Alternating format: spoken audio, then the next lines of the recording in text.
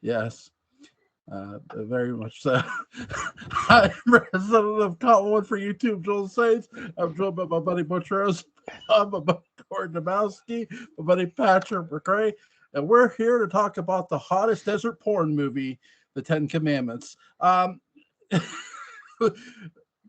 Butch, you go first. First of all, when did you see this movie, and how awesome is Charlton Heston in it?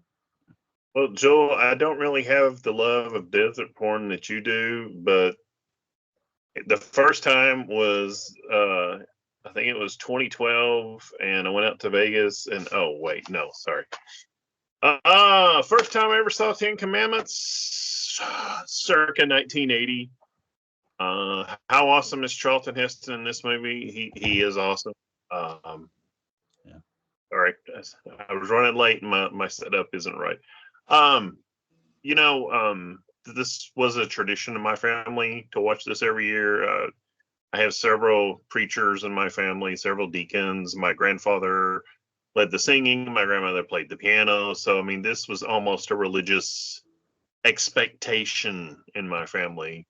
And now, out of tradition, so to speak, and I think of my grandparents and aunts and uncles and cousins over the years. And I even if I don't watch it at Easter when it's shown on regular TV, I still like to tune in and see it. And it's a classic. I mean, we did that great movie last time, Double Indemnity. That is the film noir. This is the epic, if you want to get specific, biblical epic of all time. I mean, the thing that always sticks out to me when I was watching this film is just that Technicolor jumping out at you, and it's almost like it's grabbing you by the collar, and you can't help but look at it. Yeah. Gordon? Well, hold on. Okay, Patrick.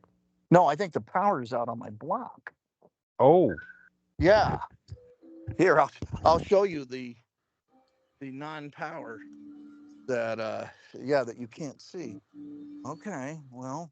Yeah, see what you did, Joel? You knocked the power out.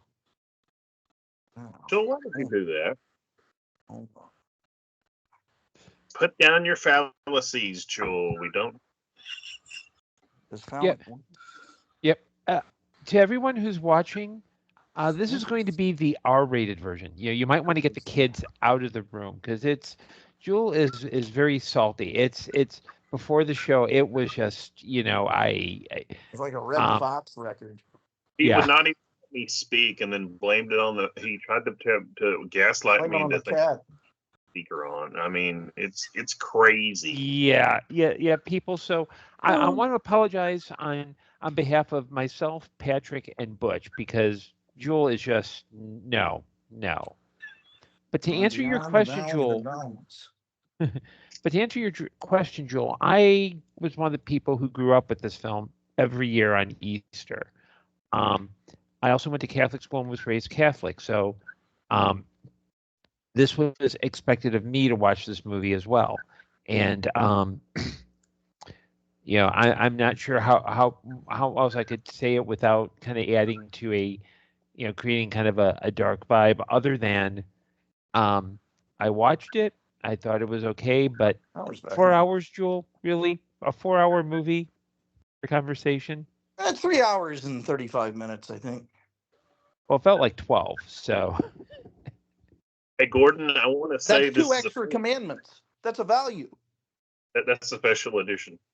Gordon, I want to say we may have found the one thing that Baptists, which is what I grew up in, Catholics can always get along. Apparently, it's watching Ten Commandments on the Saturday night before Easter. Mm-hmm. On the Saturday night before Easter? See, I was always used to it being on Sunday nights. Really? Yeah, I always remember it being on Easter Sunday itself. I think it depends on what year, because like when I grew up, it was always 2 nights. You had Saturday night and Easter. For a while, it was all on the day before Easter, and for a while, it was on Easter. So Okay. that's Yeah, it's why. been all over So the map. yeah, or if you're like Jewel, you watch it every day because you think it's a weird porn movie. Now it's not. No, he never said weird. Um, he's got a thing for Dathan and Baccha's whip. Boy, I'll tell you, they really spent a lot of time talking about how to hold that whip. Just found a new nickname, Baca's Whip. Patrick, Baccha's whip PI. when did you first see the Ten Commandments, and how awesome is Charlton Heston in this movie? Well, I mean, he's the greatest ever. Yeah. I think I saw this probably when I was around 7 or 8. So it'd be, 78, 79. And, I mean, even in black and white, I was immediately struck by the color of it, which is weird. But, there are some films like this and Wizard of Oz and stuff like that that even seen on a tiny black and white screen somehow felt like Technicolor widescreen beauty. I can't describe why, but the Ten Commandments certainly qualifies for that kind of thing. And I mean, it's just a cracking, entertaining story. And every few years, I would come back to it. We'd be lucky if maybe school featured it or something like that. And then when I went to work at the Vogue, Carl, who was the manager and my mentor, uh, told me that it was one of his favorite movies, and we were able to appreciate it with irony because there is a lot of camp. And by camp, I got to be real specific. I got to go back to that Christopher Isherwood definition. Camp is not making fun of something you dislike. Camp is making fun out of something you like. And this is very sincere camp. But by God, DeMille is having fun. He's having fun with this spectacle. And Ann Baxter, Jesus Christ. Wow.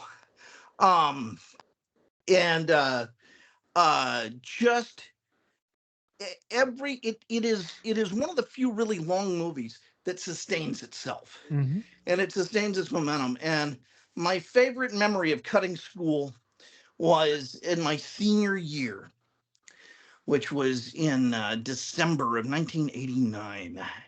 And the Ten Commandments, by God, was re-released with, I think, a vaguely restored cut by Paramount, or it was a new print.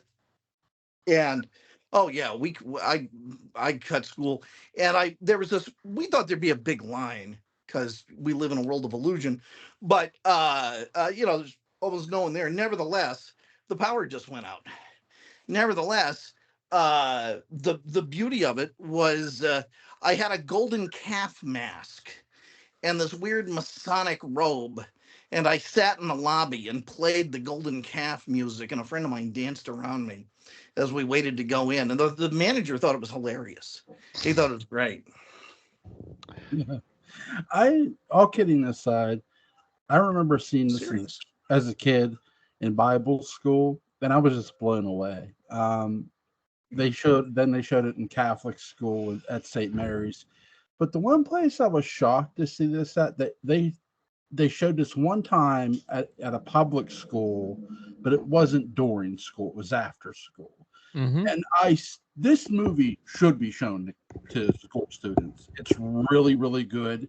And not just that, when Cecil B. DeMille, him and Heston worked on The Greatest Show on Earth, which is another great collaboration they did with Jimmy Stewart playing the clown who was the doctor.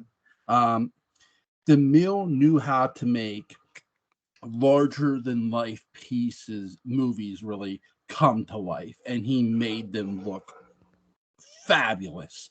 Any DeMille movie I saw, whether it's this, whether it's the Ten Commandments, always blew me away, and really, really well done. I mean, yeah, there's the desert stuff, which is cool, but I love how, because when I'd forgotten that they put this long beard on Charlton Heston, but it still looks as good today as it did when I saw it when I was a kid.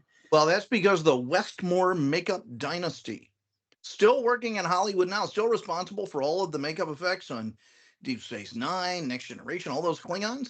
That's the Westmore family. Cool. And those were Westmores who did that makeup. And by God, they did a wonderful job. Cool. What did you guys think of Yul Brynner in this movie? Butch. Yul Brynner, they say a hero is only as good as his villains. Yul Brynner is awesomely villainous without being villainous. For once, the evil king, or whatever you want to call him, evil pharaoh, makes sense. You understand why he, no pun intended, doesn't want to let the people go. He is a bit of a, stick in the mud later, but to contrast between Moses and Seti, Seti is by far, the better ruler, I think, or at least appears to be. He has sense and wants to listen. And I love the scene where they come to Seti and Yul Brynner come to the name of the city after it escapes me, the one where they're putting the obelisk up. And he's like, and Seti's naming his charges against him. And Yul Brynner is putting the weights on, give them 1 day of rest, open the temple granaries, and just like that. And they have such a good back and forth.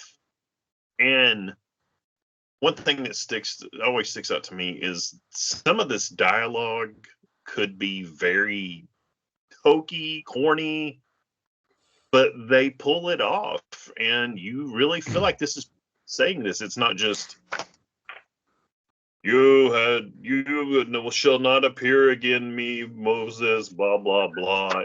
It's like these characters are actually saying it. I mean, I understand some people may, and it's not for them, but he does the job. He tells you what you want to see and want to hear, and he's still a little bit, dare I say it, sympathetic, especially when his son dies, and you're just, spoiler alert, sorry, for a film that's older than I am. He does his job, and he does it well. I think he does it really well. I wish he had the chance to play Charles Xavier personally. No disrespect to Patrick Stewart. Yeah, I think with Brynner, his villain turn doesn't come because of, oh, now I'm suddenly evil. He learns that his brother is actually one of the people he's oppressing, and now that his brother is gone, he's the one who's actually in charge of raising the riot, causing the people to stand up for themselves. It makes sense that okay, he's going to have to have that edge, and it's very smooth. And I think a lot of direction of the acting, it feels very much like he's DeMille is directing a stage play. I mean, the stages happen to be opulent and very well constructed sets. Thank God CGI wasn't around in the 50s, but those scenes have a nice kind of theatricality about them. Not in the sense of they're going over the top, but you can sense that DeMille's like, okay, this is the scene, this is what we need, go. Yeah. It's a movie that's about truth, not realism. Mm-hmm. Yeah. I love how they show off all of the VistaVision stuff when Heston's showing off to Cedric Hardwicke the what they've constructed and all this in your image and so on and so forth, which makes me wonder, how did they get Pharaoh up there to that observation booth and not have him see the massive statue that was moving glacially? And man, Heston timed it just right to know when to pull back that for the front screen projection. He got it right on the nose. But that's just, it still is breathtaking spectacle.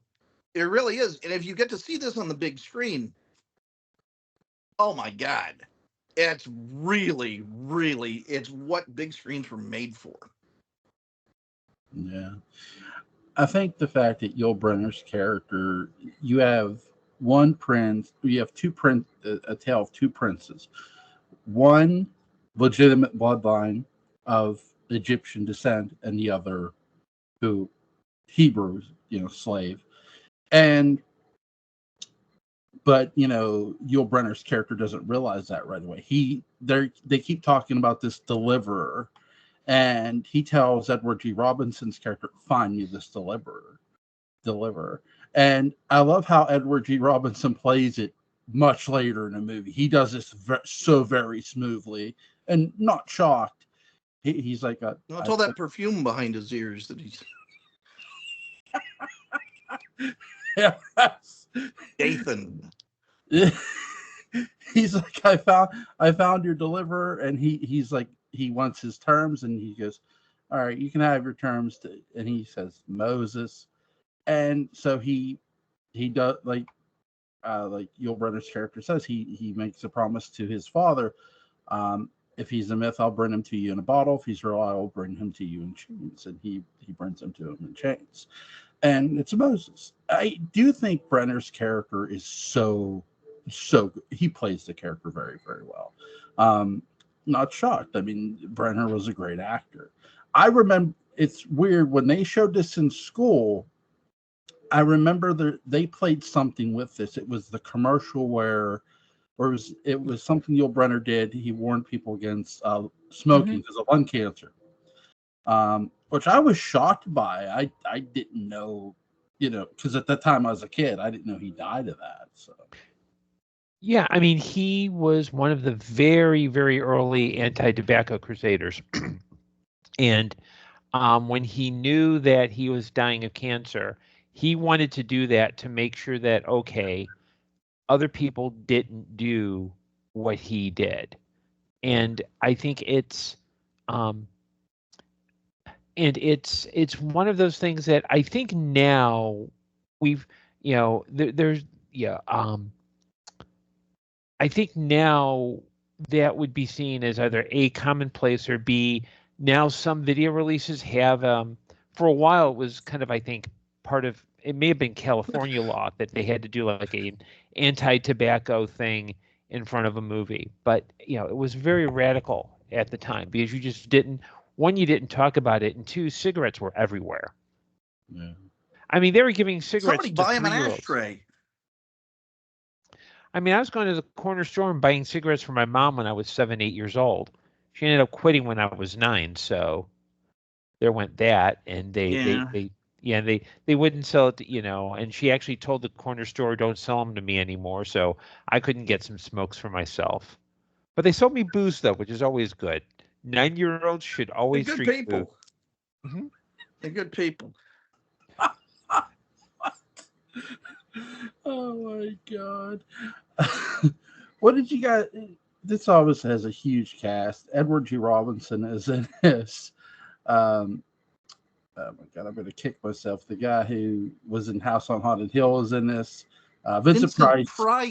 Yeah, that Oh, Yeah, man. Price. Okay, Butch, I'm going to let you handle this one. I said Vincent Price. Joel. You had to Say- be reminded. The 11th commandment, thou shalt not forget Vincent Price.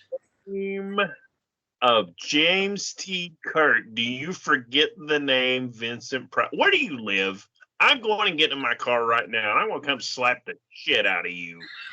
Oh, can I join you, Butch? I'll PM. That's like, Jewel, I'm surprised you didn't say the guy who was in Whales of August. It's a good movie. It's a good movie. I like this. That is my wife's favorite Vincent Price film. It's whose? My wife. Oh, she's got great taste. Yes. Yeah. Yes, Joel. Vincent Price is in the 10 Commandments. He plays Baca, the master butcher. Yes. Yes. Yeah, Joel. How could you forget that? How could you dismiss that? He's got anyway, yes, there is a great cast in this. I'll kid aside, there is a great cast in this. Please continue. Now that we've reminded you of Vincent Price, Vincent Leonard Price Jr. of St. Louis, Missouri. Harcourt Fenton Mud.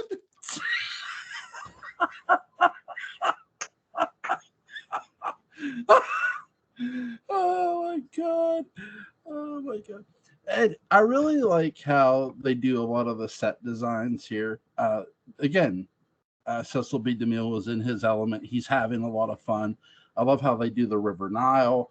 All the effects we get to see, them turning the river red into blood, the hail.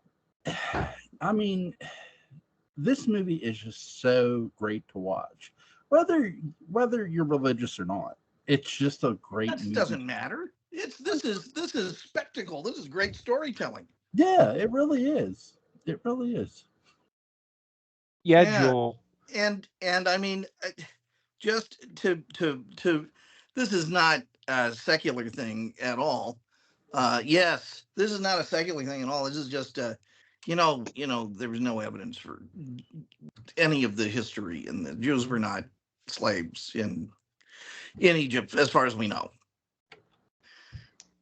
Yeah, that would be Babylon. So there's that. Yeah, there's that too. But it doesn't change anything. It's a great movie. Yeah, and something to keep in mind, Joel, is that the actual Bible. What are we seeing? Oh, Joel, thank you for flashing our address. Now I know who's in my hate mail too. But when you look at the actual Bible source, and and Vincent Price would agree. The form that the Book of Exodus, where all this stuff happens, is equal to an epic poem. Kind of like the Iliad or the Odyssey, where it's this big, grand, like you're not going to get a good movie out of Deuteronomy, because that's just all rules and stuff. And one of and in fact, you know what? Let me give you the 11th commandment: Thou shalt not disrespect the name of Vincent Price. Yes. You don't have to. Shame on you, Joel. I mean, it's bad enough I'm missing a live dance performance to be here, including one of my friends performing with her new feather fan. But they have it right here, and you disrespect the name of Vincent Price in front. I mean, come on, Joel. In front of Butch. Yeah, even still. That was personal. I think we know that. I didn't know live dance performance is what they call strippers now. I mean, that's nice. Anyway, Okay. My friends are performers. Dude, I said that is disrespectful, George. First Vincent Price now. Yeah, Now Butch, let's make this a road trip. I'll come down to you. You drive me up. We're gonna double team on Jewel. I'm just going to life. That's all I'm going to do. Mm-hmm. And this time won't stop her, Joel, like the other night. Oh my God! Oh, yeah. Hey, I'll keep them aside. Seriously, great cast. All through. I think all the roles are performed admirably. I'm curious. Take away Heston. Take away Yul Brynner. Who is your favorite other actor in this film? Who does the best job, or who do you look forward to the most? Vinny the P. I'd say Vincent Price and Edward G. Robinson, and then Cedric Hardwicke and Yvonne DiCarlo. But then you got John Derek as Joshua, the action slave, and then you've got John Carradine as Aaron. And Baxter. Yeah, and Chuck Morgan is the golden calf. The females in this movie, the female actresses, don't get enough credit. They do a great job. As opposed to the male actresses. They do a great job. They do. I mean, just because Yul Brynner's character and Charlton Heston's character, it's not that there's so much fighting for her love, but it's more Yul Brynner who's trying to find ways that he marries her and not Moses. He wants to be on the crown. He knows whoever gets to be Pharaoh gets that girl, and he wants to be that one. He who controls the spice controls the universe. Something I do honestly love, and I've talked about this, is I love how they take Charlton Heston and he goes through the desert. It's great desert scenery. If you show me desert in any movie, I am there with bells on. It's just really, really great. It's great to see And I love how they do this long tracking shot. It's really good. Yes. But when his journey ends after that, he's collapsed. And I love how this movie does a little trickery of deja vu, where Moses was in the basket as a baby and he was discovered. He passes out in bushes and he's discovered by women there too. Great job by Cecil B. DeMille, Charlton Heston, just all around. So women come to and find Charlton Heston in their bushes. And Tracy. How did I wind up here? My goodness. Yeah, and then the women escort Charlton Heston out, and they see the Statue of Liberty, and Heston falls to the ground and says, damn you all to hell." Nova. And by the way, George Taylor is from a horrible city. Have you read about Fort Wayne? It's apparently just not great. I mean, there's a reason why he, was leaving Earth. Fort Wayne, Indiana? Look it up. That's where he's from? That's where George Taylor is from. Yeah, the character? Yeah, Captain of the Liberty 1. Yeah, okay. I'll check it out when we get to Jesus. I'll check Fort it out. Wayne, Indiana. Fort And Wayne. she's reading a little piece of paper. Let's see why he was so. So you don't have time for your sacred scrolls, Jewel. I see how it is. Sacred scrolls. Don't look at it. Sacred scrolls. The religious texts I follow. Beware the beast man, for he alone kills his brothers for lust or sport or greed. Yeah, no. What did you guys? What's some of you guys' favorite scenes? There's a lot to go around here. Something too. I like how they do the it is Yul Brynner's character himself who sets down the final plague, who kill every. He says he orders his soldiers to kill every firstborn Hebrew, male Hebrew, and yeah, that's going to be the plague for God's going to come down and kill every firstborn Egyptian son. What's you guys' favorite scenes in this movie? There's so many. I mean, it's a movie that gives you kind of a favorite scene for almost anything. There's comedy. There's legitimate comedy written between the. Joel can't take it. He wants there to be one scene. Okay, Joel, parting the Red Seas. The orgy around the golden calf. I love that. Yeah. I love anything involving Sir Cedric. Did you hear that? That's that weird game. I want to find out more about that game, Hounds and Jackals. Yeah. And anytime Heston opens his mouth, he was born for this. And Hollywood needs this, and movies need this. Movies cannot be what they need to be without this voice also in there. And for certain people to be snobbish about Chuck's acting and so on, they have no idea what they're talking about. He was a fantastically Brechtian actor. I mean, he really was, and more power to him for it. Gordon? Let's see. My favorite scene. I'm going to have to go with Patrick. There's just too many good scenes. It's like I wish I could think of a really horrible scene. Just as like, well, the whole movie works except for what, but you can't. This is probably DeMille's masterpiece. Mm-hmm.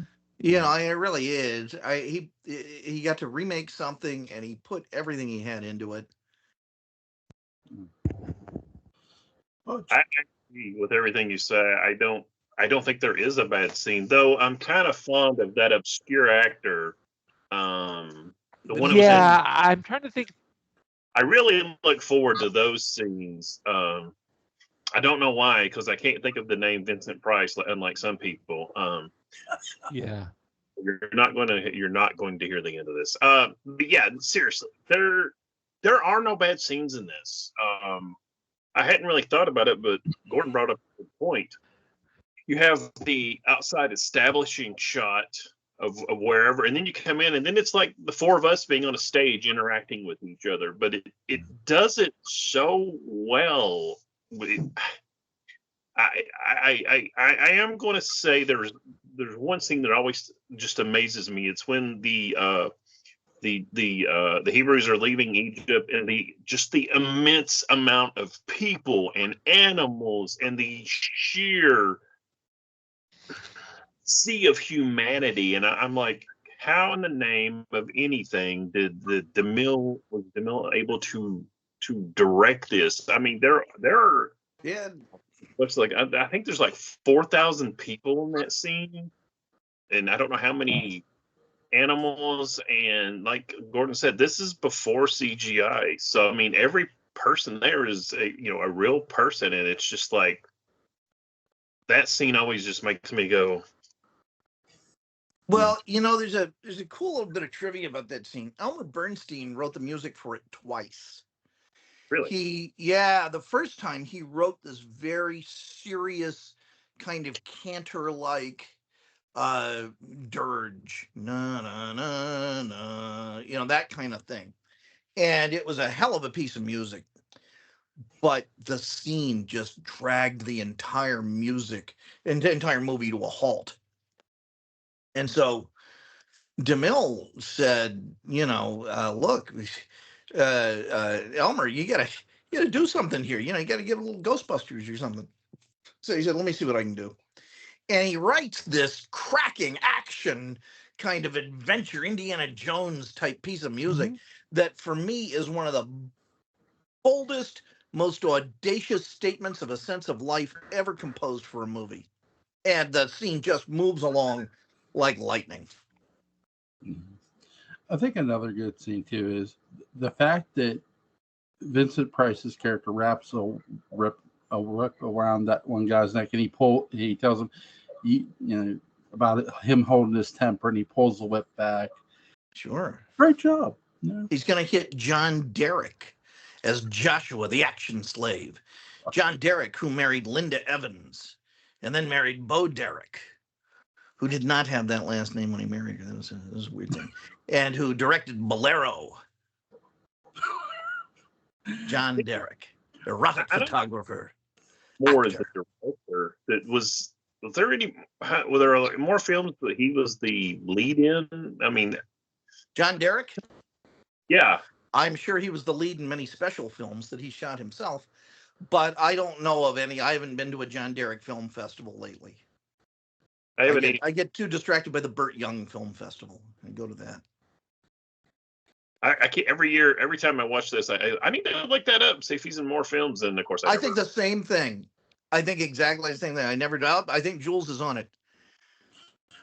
Yeah, he was a supporting player in all the Kingsmen. He didn't do a lot of like he was mostly a contract player. So he was basically like they all were. So it was like, okay, we need this film, you're going to go there. So I think part of the reason why he went to directing is because he didn't really get like a strong enough lead. And I'm also saying this because I want to avoid Jewel reading Wikipedia for the entire thing. Not looking at Wikipedia. There's a reason why he went into directing. He's not. I can't really say he was bad. I just think he just never got like that kind of, okay, here you go. You know what I mean? He's the Franciscus. He is the James Franciscus to Charlton Heston that James Franciscus was in Beneath the Planet of the Apes. He's Hestonian. He's Hestonesque. He's a Hestonette. He's like a minor diminutive Heston. We want someone who the audience knows if Charlton Heston breaks down sometime during the film, they've got a spare that they can load into the character. It's like, oh, no, now it's Joshua talking to the burning bush. Why not? I was bored with Moses. I hope he gets over his emphysema. And so, Joshua, as I was saying, 10 Commandments. Yes. Anything else? You have any other questions? Joshua, nothing? Okay, well, I'm going to be getting back to my game. When is the order going to be? I don't know. Check your app. Yeah. I think with actors too, you got to remember this, that there's so many actors out there who either A, get made or get put over in movies, and there are those who just don't, or don't get put over in enough movies, I should say. Wait, Joel, you said so many actors do what? They get what? Okay. I'm serious. I'm trying to Okay, there are You didn't say what I thought you said. No, there are actors who play parts, and in those parts they either get put over, or there are other parts they don't get put over enough when they're playing certain characters. Let me give a great example. Andy Matichek in Halloween 2018. She did not get put over at all, or at least enough, in my opinion. So actors often enough times, instead of keep taking roles that are either less and less and less, they'll either A, go behind the camera, or they'll become writers, or they'll become writers and directors. Okay. However, let me stop you right there, because at this point in the mid-50s, most actors operated under the studio system, where you would sign a contract for so many movies, so many years, so much pay, and the movie would decide where you go. So it wasn't a case of, okay, I audition, I get the role, or I audition and I don't get the role. It wasn't as directed, as it wasn't as self-directed. You were basically at the whim of the studio. At this point, John Derek was the captain of the studio assembled the away team. Yeah. So it wasn't a case of like John Derek came in and said, "Oh, I don't want to do this." I can understand why, because he was first at Columbia, didn't do a lot because they kept putting him. They probably thought, "Oh, he's not a leading man; he's the Hestenet," to use Patrick's statement. And then when he gets to Paramount, this, I'm sure this may have been his biggest film. Oh yeah, it was. And so it wasn't a case of, okay, well, I go here on board, I go here on board. He probably had waited until his contract ran out before he decided, okay, maybe I should try being a director. So it's not a case of, okay, he just happened to be in bad luck. It was the studios may not have used him to his potential, whatever that was. And this happens all the time, just one leading man too many. A couple of weeks ago, we were looking at Rollerball, John Beck. John Beck, great actor. I'd be happy to see John Beck as the lead in all sorts of movies from that era. Just one leading man too many. Well, another actor who in his earlier career was a victim of studio was Henry Fonda. He tried to walk out on Fox and join the Navy, and they stopped him. So, I mean, that's when he was really young, though. So. Makes me think of Humphrey Bogart in The Return of Dr. X, or I believe that's what that film is. It's Humphrey Bogart's only horror film. And he talked about how much he hated it, and he talked about the character survived on blood. Now, if it had been Jack Warner's blood, that would have been okay. I love that quote from him.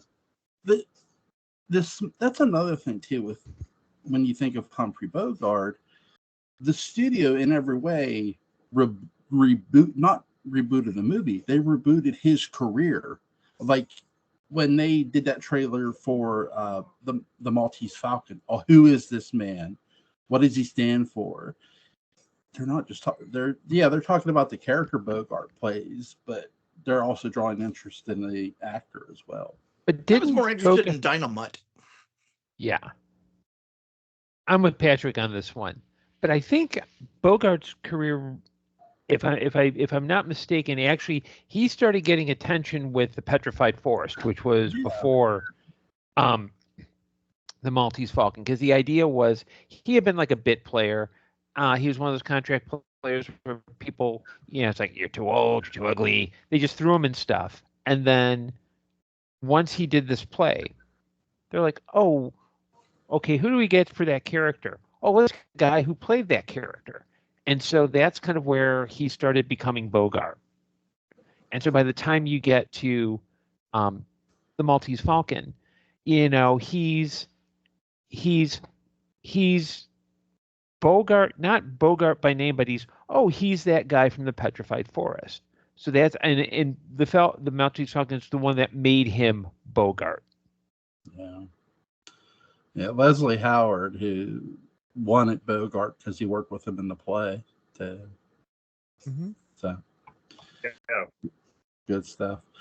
Is there anything you guys want to add about the Ten Commandments before we get on out of here? Yeah, I want to imagine a Cubby Broccoli produced version where you've got Desmond Llewellyn as the voice of the burning. You're giving Moses the staff, saying, Moses, pay attention, Moses. Here's your staff. It parts the Red Sea. It turns the Nile into blood. Oh, it also becomes a snake. And then, like, the opening credits are beautiful Hebrew slave girls sort of dancing in silhouette with the different Ten Commandments projected on them as their undulations. Thou shalt not commit adultery or whatever, and then, they're going at it. I think that'd be great.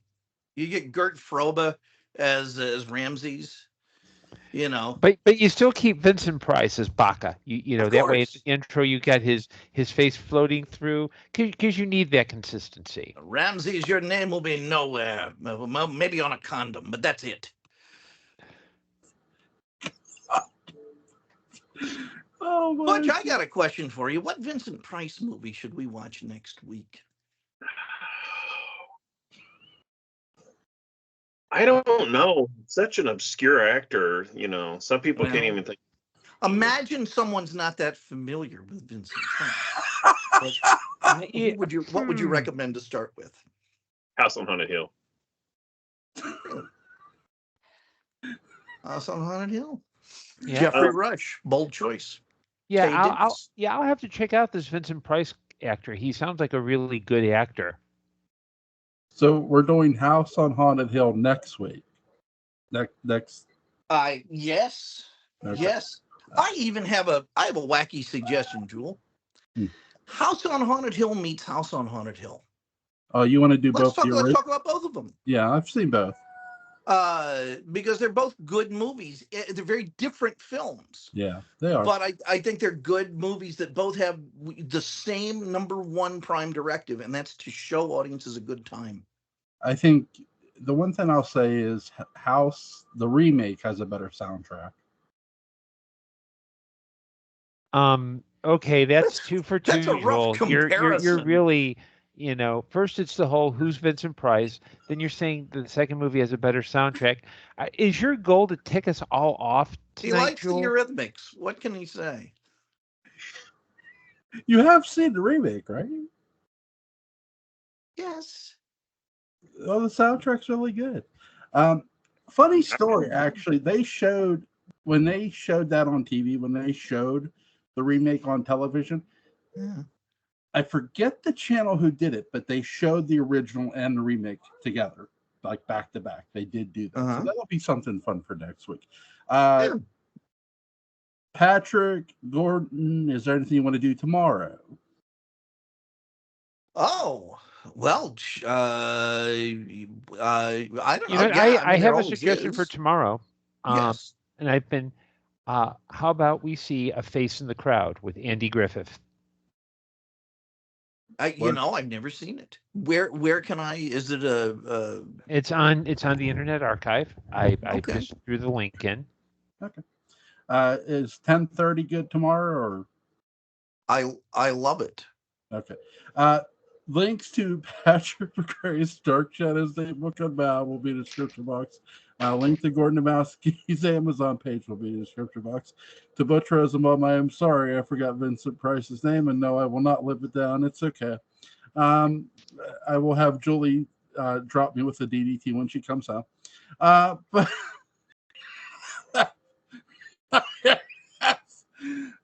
listen, this was a lot of fun, guys. First of all, thank you all. This was a lot of fun to go back and talk about again.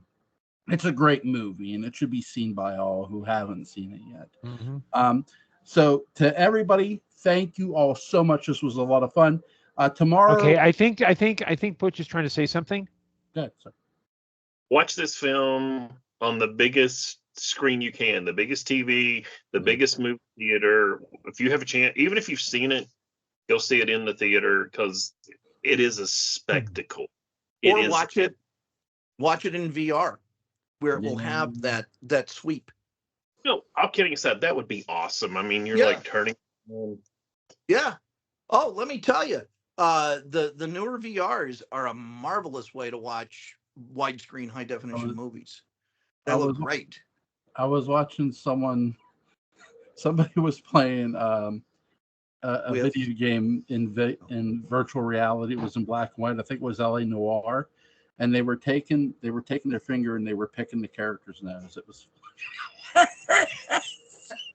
Or you can see some of cinema's finest films in a widescreen format, the way they were meant to be seen, to respect the art. So, are you saying you want to do House on Haunted Hill in 2 weeks, or are you? Are you free next week? Next week, my off weeks is when we run Deadlands, so it's hard for me to. I mean, I could do it because I don't need to watch either one. I can't do it every. When does Deadlands end? It's gonna be a while. We just got started a few weeks back. No. I mean, when does a typical session end? Oh, about 9:30. I mean, we normally start a little late. Anyway, we can talk about this in chat. This is not interesting to the viewers at home. Yeah. All right. I'm gonna hang up. I'm gonna stop recording.